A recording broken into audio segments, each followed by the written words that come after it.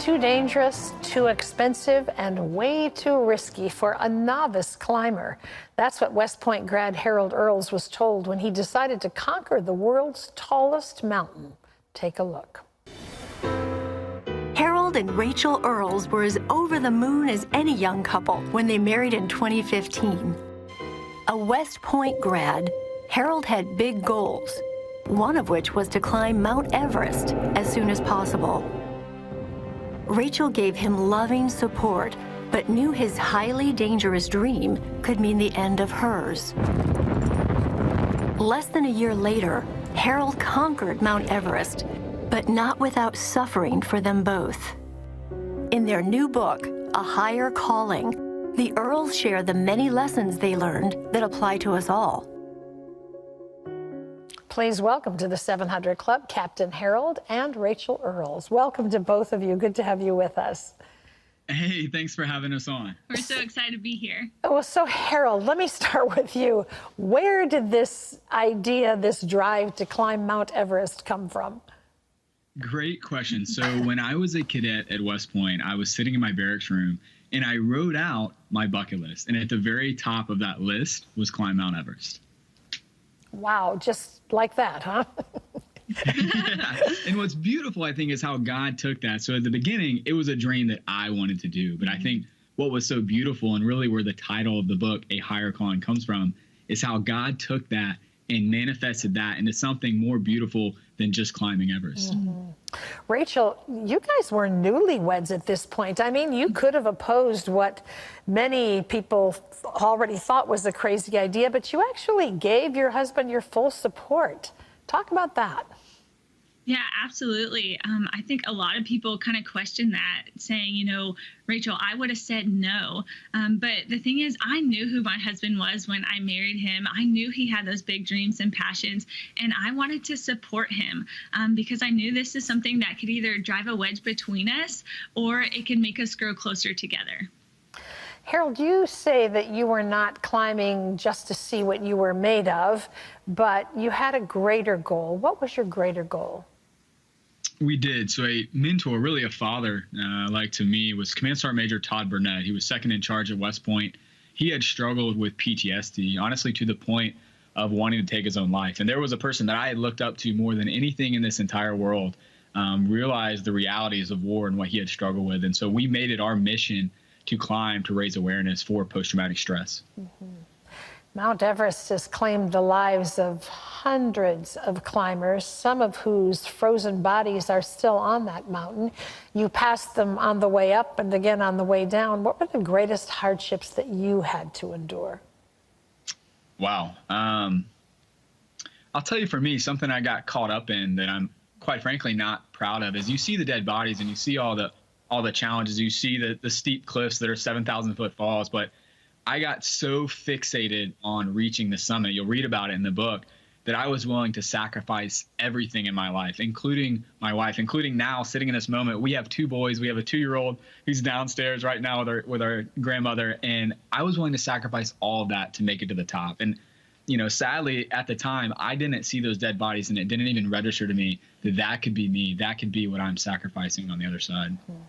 But it very well could have been you. I mean, those bodies represent people who also thought they were going to make it to the top. And Rachel, that had to be heavy on your mind as you are at home needing to. This was an elongated process. I mean, how long was Harold gone? At least a couple months, wasn't it, with the training and everything? Yeah.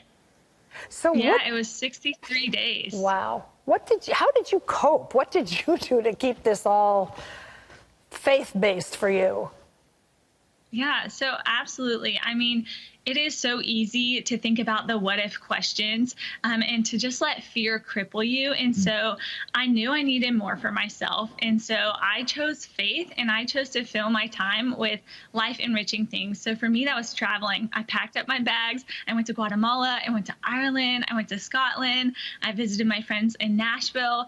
And, you know, the whole time, of course, I was praying for my husband's safety, but I was really praying for something bigger. And that was just that whatever the outcome was, because I wasn't blind to the fact that I could lose my husband, that God would just use this story and work through it. And at the end of the day, he would carry me through it because I knew I didn't have the strength on my own and I needed that from God. Harold, you made it to the top and back. What was the biggest takeaway from achieving your goal? Wow. I think for me that I realized I had thought about what it was like to make it to the top every single day for a year and a half. I had dreamed about that in my barracks room as I laid and stared at the ceiling late at night. I had thought about it, every day after I was married. But to tell you the truth, when I made it to the top, while it was incredibly beautiful, one of the beautiful sights I've ever seen, it wasn't that moment that I had hoped that it was. And I think that it became very clear to me that life is so much more than just reaching that end state. It's about the journey. It's about how God is working through you and in you at all times, not just for that final point in your life. Well, and you say also that when you got to the top, you realized, oh my word, I have to climb back down this mountain. I mean, that has to be daunting because now you're freezing cold, you can hardly breathe, your body is exhausted, and you have to go all the way back down. How did you draw up enough within you to make that happen? Yeah, so let me tell you, I'm a Georgia boy, so it was cold at the top. I was ready to get down, quit. And to tell you the truth, so we've been climbing, so it's about 30 hours total that we were climbing. So no sleep, and 95% of the deaths actually happen on the way down, because I think that this is such a truism to life. I think that we make it and we think that we've made it, but yet that journey on the back end is the one that actually gets us. That's true with PTSD, for example. And so for us, we knew we had to make it back down. And we actually got hit. If you read the story, we got hit with a really nasty storm, about 75-mile-an-hour winds. Our team was split up. We weren't together. So a very difficult journey on the way down. Definitely one where death was real. Death was the first time that I had honestly been terrified in a way that I can't even explain in this moment. Wow. What are you both doing now? Good question. So we have a YouTube channel. It's called Earls Family Vlogs, where we share our daily life just in hopes to be relatable to people and to show we're not perfect humans, but the way that God can work through it every single day and the way that we can love one another. That's definitely our hope, is to inspire people not to settle in a relationship or in what they want to pursue in life. And then I am a active duty Army officer, so I'm currently the commander of the guard at the Tomb of the Unknown Soldier. Oh, wonderful. Well, I want to say you have culled out many amazing life lessons from your experience, and they're all here in a higher calling, and just want to promote that opportunity online to visit with them as well. But a higher calling, it's the story of love, faith, and Mount Everest, and it's all here for your enjoyment. Thanks so much for being with us, both of you. Bless you. Yeah, thank you. Hey, thanks for having us.